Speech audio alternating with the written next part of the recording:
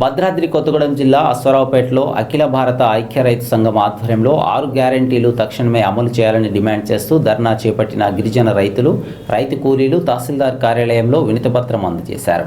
Congress party ఎన్నికల్లో ఇచ్చిన 6 గ్యారెంటీలు తక్షణమే అమలు చేయాలని, 2 లక్షల రూపాయల రుణమాఫీ బేషరతుగా మాఫీ చేసి కొత్త రుణాలు ఇవ్వాలని, ఇందిరమ్మ ఇళ్ల విషయంలో పక్షపాతం లేకుండా నిరుపేదలందరికీ ఇళ్లు కేటాయించాలని, ఇంటి స్థలం లేని వారికి ఇళ్ల స్థలాలు ఇచ్చి ఇళ్లు నిర్మించాలని డిమాండ్ చేశారు.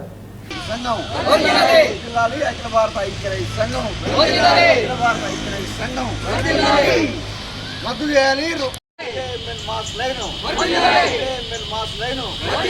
ఎరువులు ఇత్తనాలు రైతులందరికీ సబ్సిడీపై ఎరువులు ఇత్తనాలు రైతులందరికీ